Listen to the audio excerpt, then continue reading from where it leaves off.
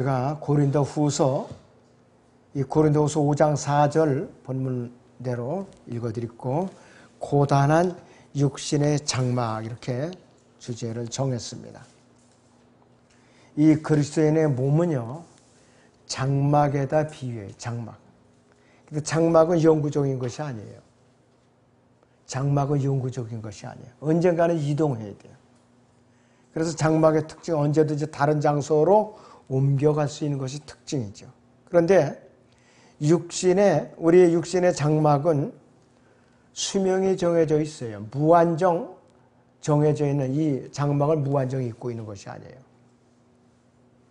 때로는 육신의 여러 가지 질병으로 영적인 고통과 함께 우리 몸도 신음을 하고 고통을 받고 그리고 우리가 나날을 보내고 있는 것이.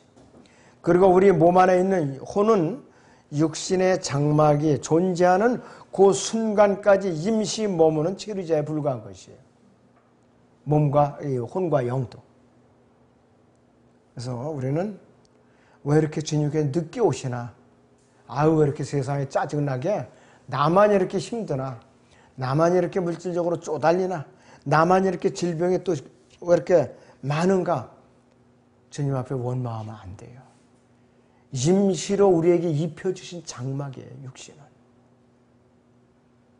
하나님의 나팔 소리가 들리고 천사장의 음성이 울리면은 그 순간에 우리는 각자의 이름이 들리는 순간에 들려 올라가게 돼 있어요.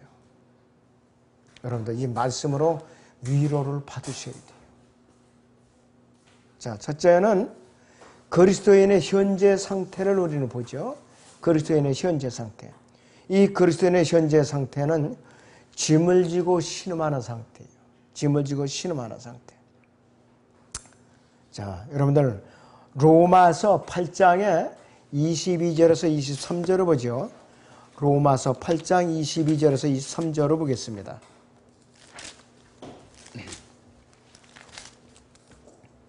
로마서 8장 22절에서 23절을 같이 봅니다.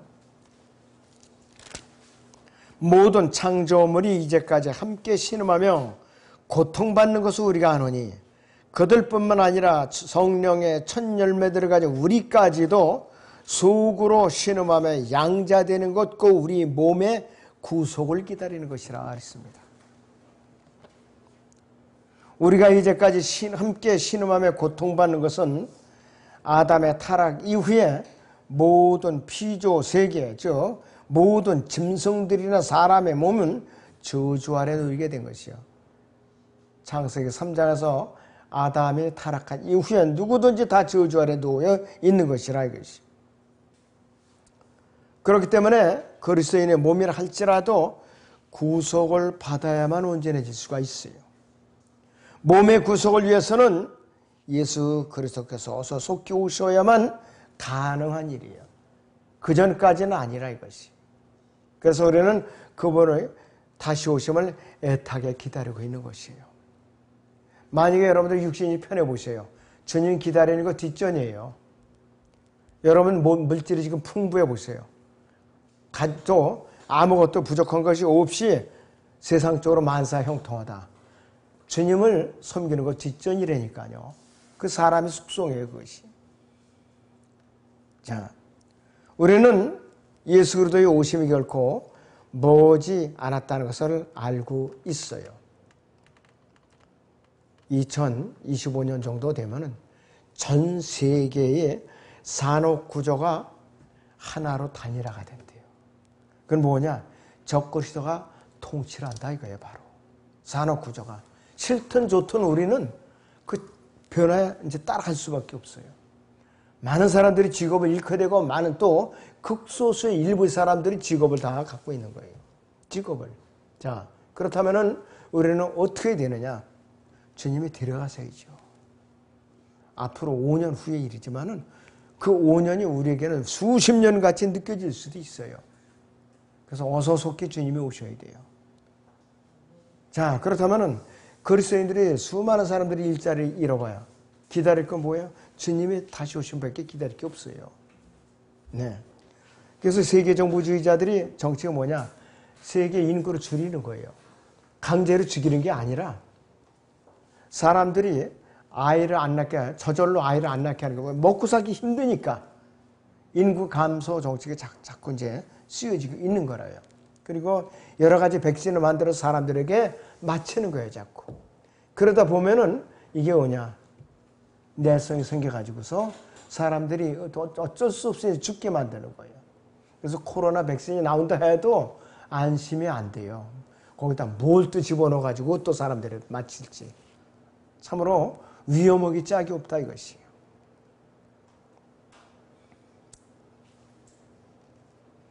자, 주님께서 먼저 공중에 재림하시면은 잠든 성도들이 먼저 일어난다고 그랬죠. 데살로니가서 4장에 대로. 그리고 나서 거의 동시에 살아있는 우리 그리스도인의 몸도 순식간에 변화를 받아서 눈 깜짝하는 순간에 셋째 하늘로 끌려 올라가는 것이. 그리고 이 땅에는 대환란이 벌어지는 것이. 그리고 대환란이 끝날 즈음에 주님께서 우리를 군사로서 대동하고 천사들과 함께 흰 말을 타고 내려오시는 거예요. 아마겟돈에서 전쟁을 한번 치르고 나서 이 땅에 지상왕국을 세우시는 거예요. 지상왕국을 세우신다 이것이. 그리고 그분께서 직접 통치하세요. 직접 통치하시는데 지금 유엔이 그거를 흉내내라고 지금 온갖 방해 공작을 부리고 있어요. 그때까지 이 땅의 모든 피조물들은 싫든 좋든 신음하면서 고통스럽게 저주 아래 놓여 있는 것이. 그리스도인들은 쉬우가는 그 순간에 아담의 타락한 이후에 저주받은 몸에 짐을 지고 신음하는 상태에서 완전히 영원히 벗어나게 되는 것이에요. 그런데 세상 권력자들은 자기들이 죽지 않고 영원히 통치할 것으로 착각을 하고 있어요. 이게 참 바보들이죠. 중국 보세요. 중공이죠 지금은. 시진핑 같은 사람들.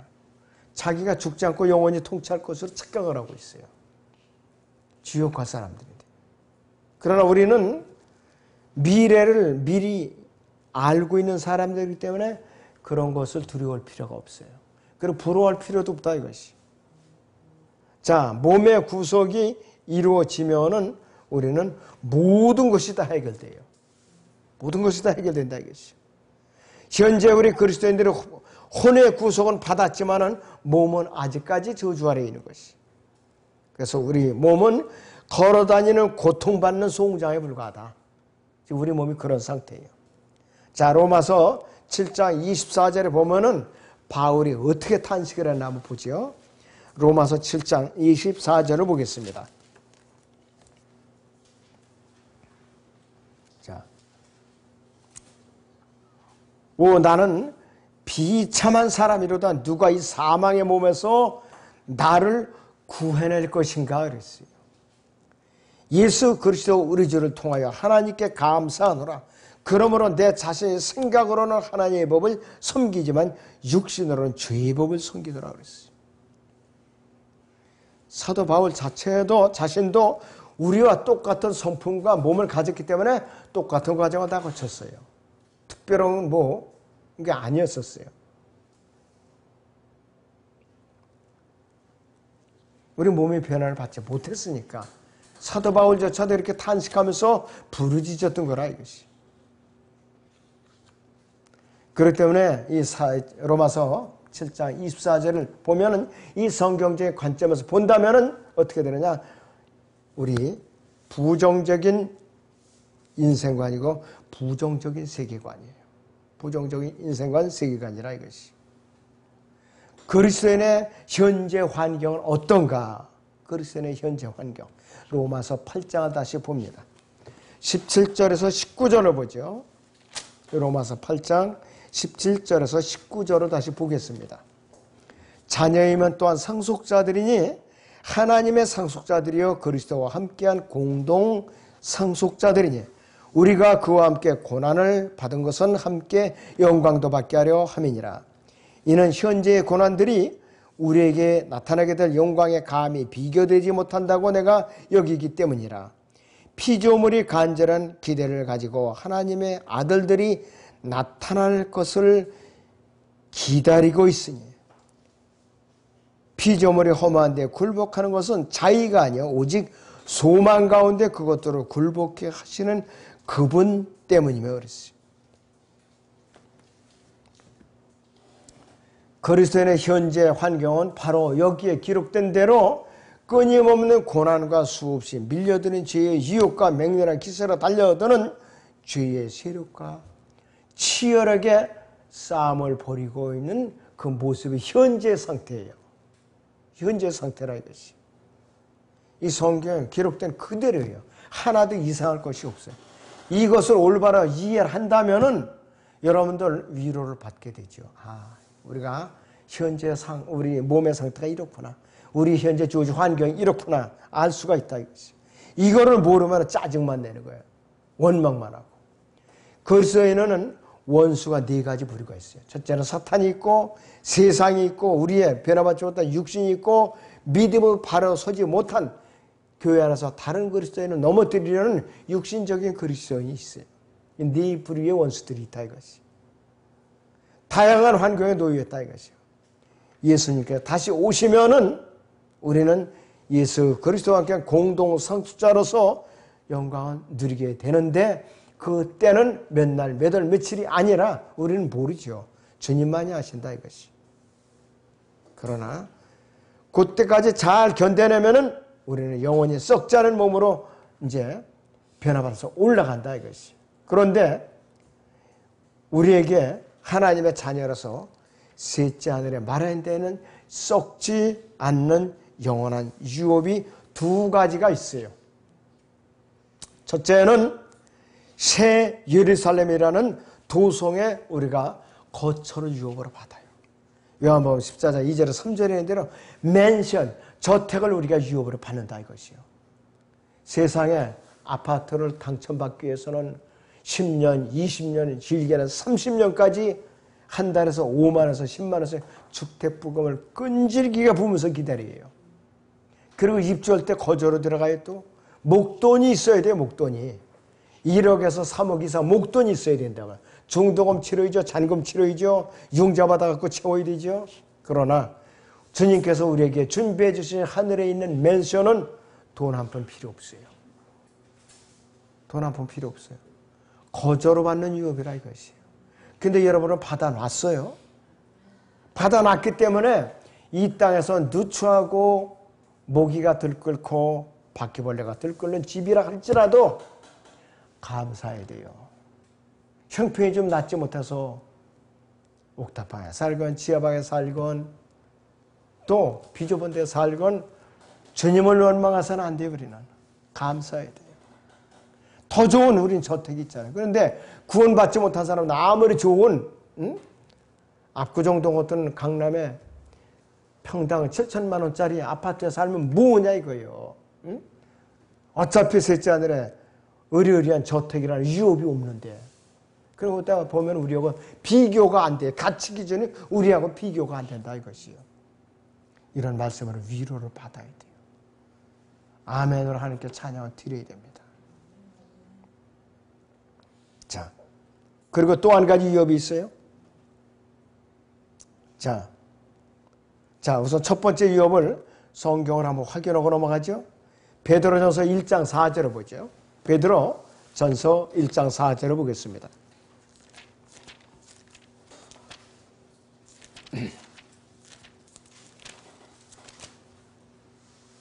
자, 베드로전서 1장 4절을 봅니다. 너희를 위하여 하늘에 썩지 않고 더럽지 않고 쇠잔하지 않는 유업을 간직해 두셨으니 이랬어요.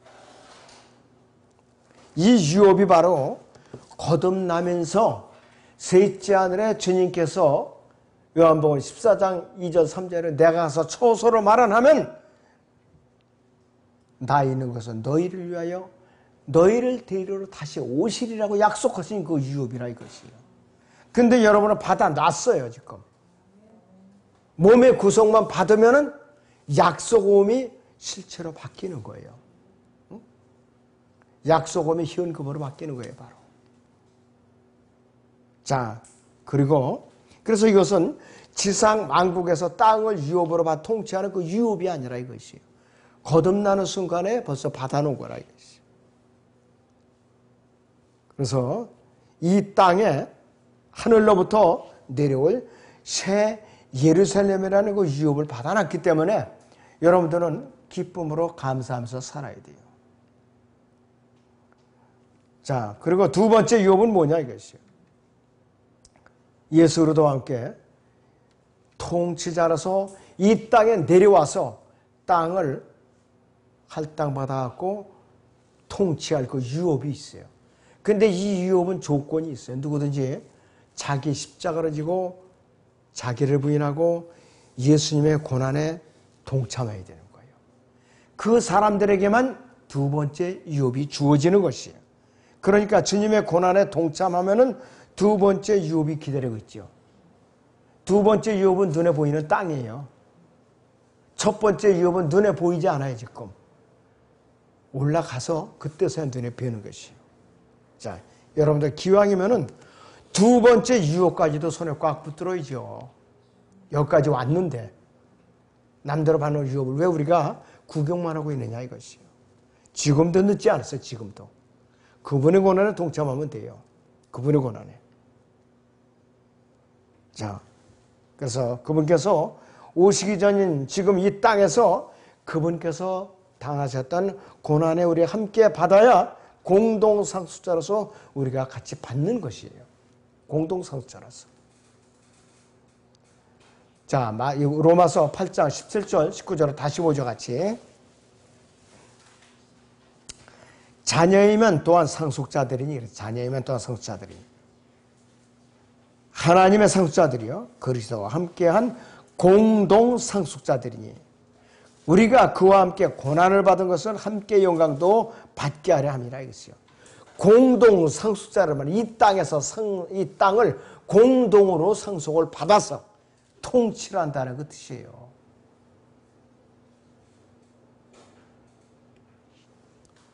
우리가 주님을 믿고 의지하지 않으면, 우리가 불리할 때 주님을 부인해버리면 이 땅에서의 상급이 날아가 버리는 거예요. 그럼 어떻게 해야 되느냐? 다시 쌓아야 되는 거예요. 무너진 그 순간부터. 그러니까는 주님께서 오시기 직전에 상급을 잃어버렸다고 너무나도 억울하잖아요. 그러면 상급을 다시 쌓고 말고 할 여가가 없는 거예요. 그때는. 내가 정신을 차리고 시간적 여유가 있을 때에 이 상급을 잃어버리면 안 돼요. 놓치면 안 된다 이것이. 자, 그래서 박해를 모면해 가지고서 내 육신의 안을 위해서 예수님을 부인했다. 큰일 나는 거예요. 상급과는 관계가 없어요. 두 번째 유업과는 관계가 없어요. 자, 그래서 예수님께서는 이미 하나님의 자녀가 된 우리의 법적인 신분은 취소가 불가능하다 이것이요. 그러나 그리스도와 공동상속자로 받게 될 유업은 모두 그분께서 취소시킬 수가 있어요. 조건적이라 이것은. 그래서 그분과 공동상속자로서 우리가 받게 될 유업이나 예수 그리스도와 함께 다스리게 될 공동 통치권은 우리가 지금 어떻게 예수 그리스도를 섬기느냐에 달려 있다 이것이야. 조건적이라 이거였어. 우리가 예수 그리스도의 고난에 동참하는 것은 그분과 공동상속자로서 이 지상 왕국에서 유업을 받고 공동으로 통치자로서 그분과 함께 다스리는 유일한 수단이에요. 우리가 그분과 함께 고난을 당하는 것이 바로 그분을 섬기는 거라고 그랬어요. 그분을 섬기라고 그랬어요. 자, 누가복음 9장 23절을 보겠습니다. 누가복음 9장 23절을 보겠습니다.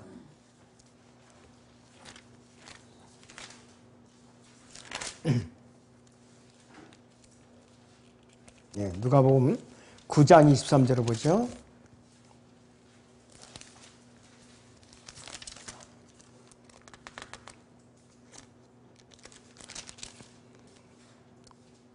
또 그들 모두에게 말씀하시기를 누구든지 나를 따라오려거든 자기를 부인하고 날마다 자기 십자가를 지고 나를 따르라 그랬어요.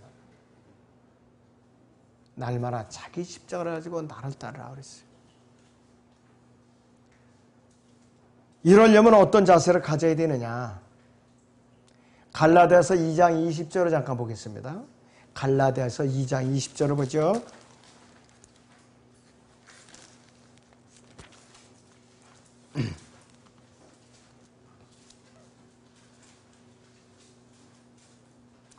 내가 그리스도와 함께 십자가에 못 박혀 있으나 그럼에도 나는 살아있노라.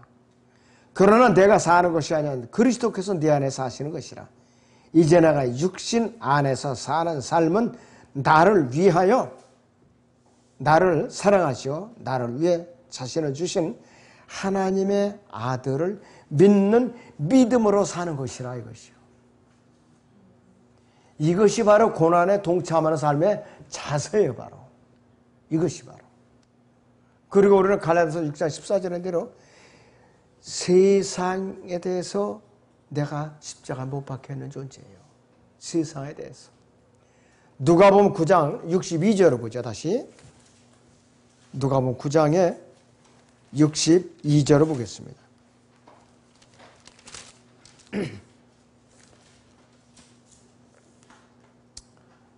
예수께서 그에게 말씀하시기를 손에 쟁기를 잡고 뒤를 돌아보는 자는 하나님의 왕국에 적합하지 아니하노라고 하시니라.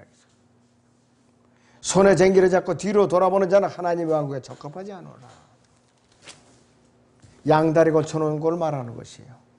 쟁기를 잡고 아무리 뒤를 돌아본들 소가 앞으로 나가 안 나가지요. 쟁기를 앞으로 확 밀어대면서 소의 궁둥이를 적당히 두들게 되면서 이래 하면서 내 밀어야 쟁기가 앞으로 나가죠.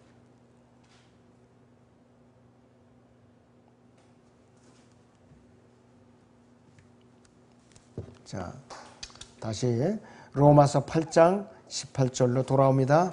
로마서 8장 18절을 봅니다.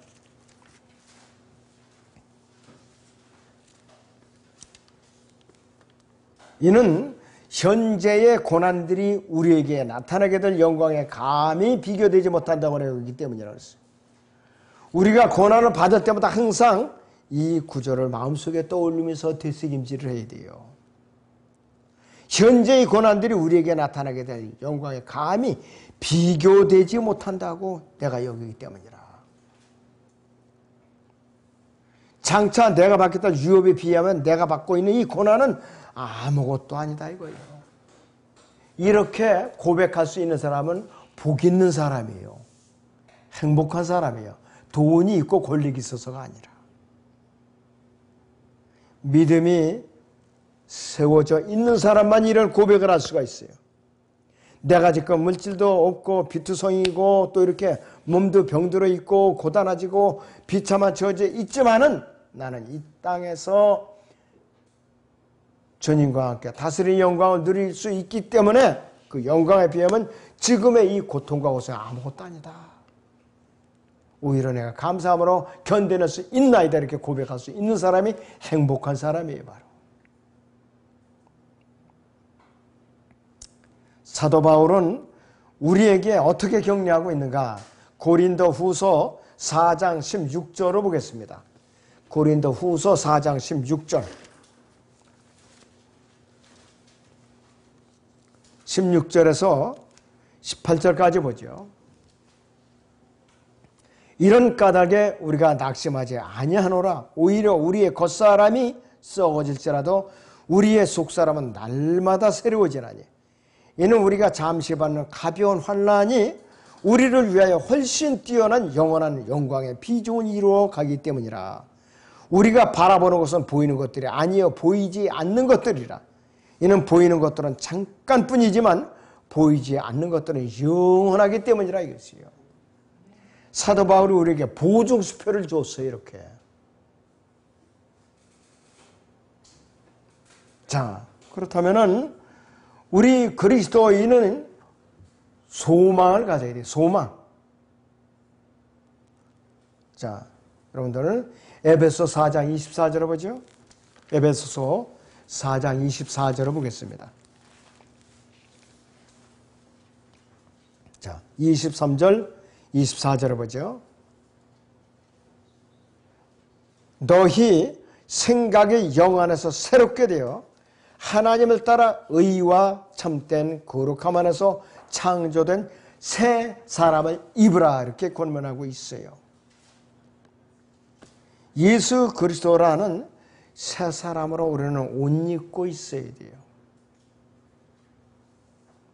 그래서 이 새 사람이신 예수 그리스도께서는 의와 참된 거룩함 안에서 창조된 것이요.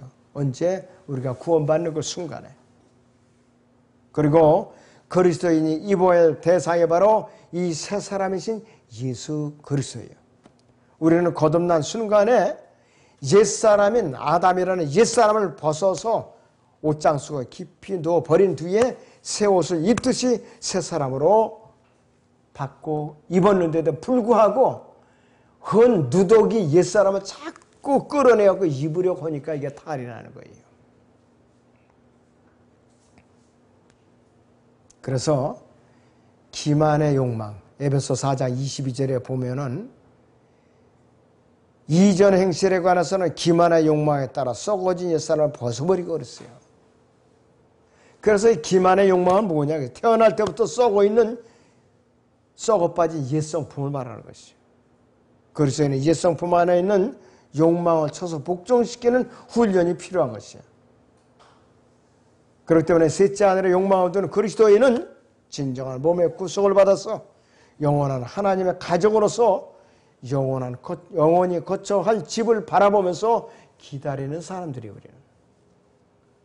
사도 바울은 몸의 구속을 이제 기다리고 있는 우리에게 정말로 아까 소개해드렸던 고린도 후서 그 4장에서 14절에서 18절의 그 말씀, 이것을 우리에게 권면해 준 것이에요. 그래서 우리는 반드시 그리스도의 심판석 앞에 서게 돼 있어요. 선이든 악이든 각자 몸으로 행하는 것들에 대해서 예수님께 설명해야 돼요. 보고를 드려야 돼요. 로마 14장 12절인데 보고를 드려야 돼요. 그래서 틀린 것은 다 불에 태워서 재로 다 변해버리죠. 받을 만한, 상을 받을 만한 것을 금은 보석으로도 다 걸러내야 된다 이것이.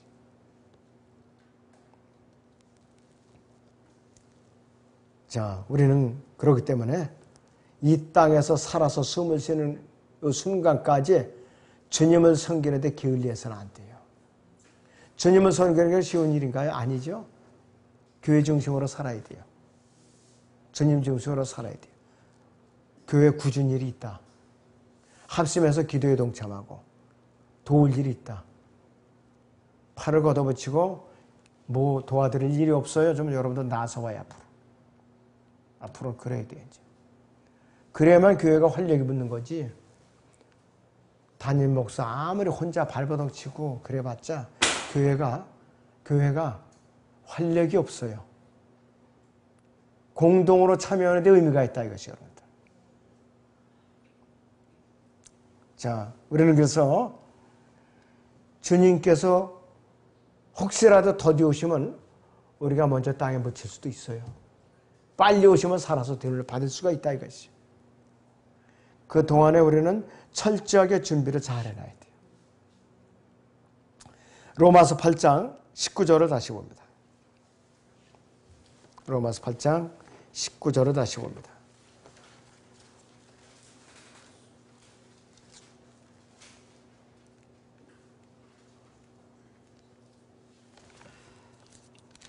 거기 보시면 피조물이 허무한데 굴복하는 것은 자의가 아니요 오직 욕망 가운데 그것들을 굴복해 하시는 그분 때문이라고 그랬어요. 또 19절에서 23절을 보면은요. 19절에서 21절을 보죠. 피조물이 간절한 기대를 가지고 하나님의 아들들이 나타날 것을 기다리고 있으니 피조물이 험한데 굴복하는 것은 자의가 아니요 오직 소망 가운데 그것들을 굴복해 하시는 그분 때문이며 피조물 자체도 그 썩어지면 속박으로부터 해방되어 하나님의 자녀의 영광스러운 자유에 이를 것이기 때문이라고 그랬어요. 그런데 여기서 19절에서 21절의 의미는요. 이 의미는 뭐냐? 옛성품을 말하는 것이 우리예요. 그리고 22절에서 23절은 창조물을 말하는 것이요. 구원받은 성도 이후의 창조물을 말하는 것이. 22절에서 23절을 같이 봅니다. 모든 창조물이 이제까지 함께 신음하며 고통받는 것을 우리가 아나오니 그랬어요. 그들뿐만 아니라 성령의 천년매들한 우리까지도 속으로 신음하며 양자되는 것 곧 우리 몸의 구속을 기다리고 있느니라 그랬어요. 이 창조물이나 그들은 이 산이나 들이나 강이나 숲이나 나무, 그 다음에 동물들, 이런 자연계 모든 피조물들을 의미하는 것이. 그리고 19절에서 21절에 그 피조물은 사람을 말하는 것이.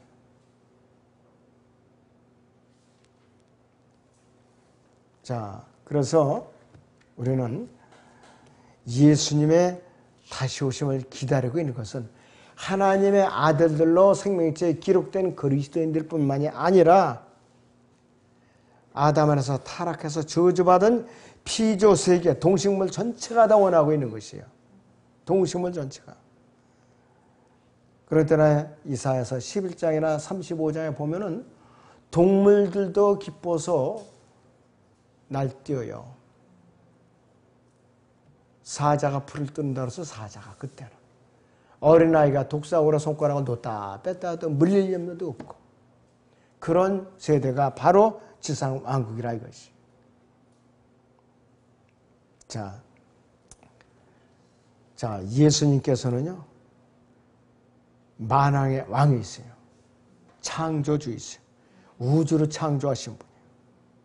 하나님께서는 광야에서 이스라엘 백성을 언제나 그들이 살 곳을 미리 말해주고 또 인도해 주신 분이에요. 무작정 내모르는 분이 아니세요. 맨 처음에 아담을 위해서는 에덴의 동산을 마련하시고 거처를 갖다가 이제 마련하시고 그리고 그리로 인도해 주신 분이에요. 그리고 또 이스라엘 백성을 위해서는 가나안 땅을 마련해 주신 분이에요. 무작정 사지에다 내보낸 분이 아니라 이거죠. 젖과 꿀이 흐르는 땅이라고 그랬어요. 문자적으로 언제 이루어지느냐?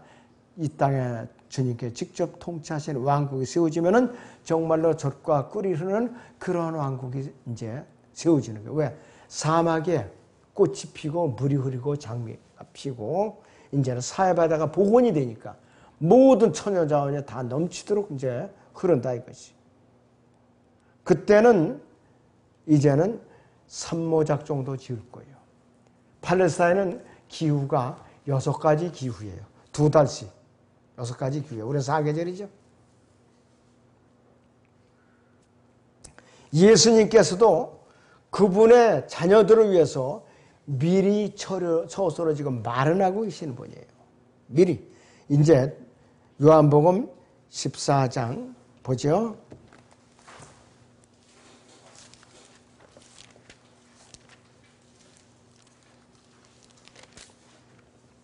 2절, 3절을 봅니다.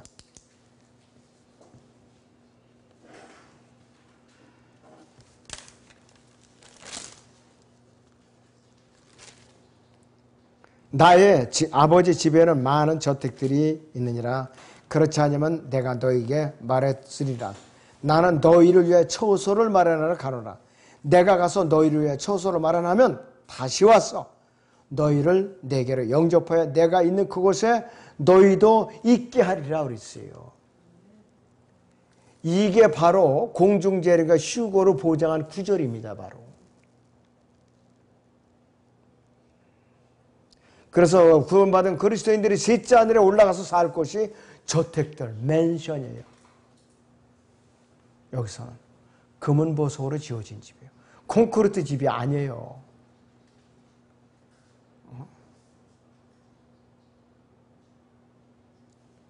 나는 너희를 위해 처소를 마련하노라.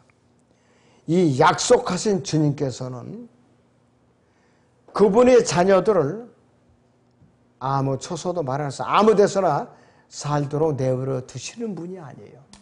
의리의리한 저택을 준비하고 계신다 이것이에요. 그럴 때는 우리가 들림받으면은 이 세상에 어떤 왕이 살았던 집보다도 비교할 수조차 없는 의리의리한 저택에 사는 거예요. 공해라는 것이 없어요. 미세먼지라는 것이 없어요. 코로나 같은 전염병이 없는 데예요. 그리고 거리도 아스팔트가 아니라 금으로 쫙 깔린 금팔트라니까요. 그런 도성이 바로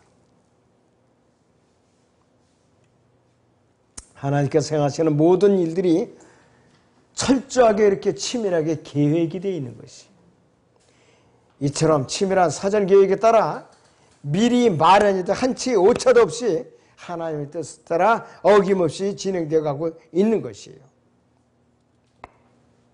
자, 우리 요한복음 14장 3절을 같이들 보고 마치죠. 내가 가서 초소를 너희를 위하여 초소로 마련하면 다시 와서 너희를 내게로 영접하여 내가 있는 그곳에 너희도 있게 하리라 그랬어요. 이 구절이요, 여러분들의 몸의 구속을 간절히 기다리고 있는 그 순간까지 유일한 소망의 구절이에요. 마음속에 여러분들 기억하고 잊을만 하면 또 암송하고 그러세요. 네, 기도하겠습니다.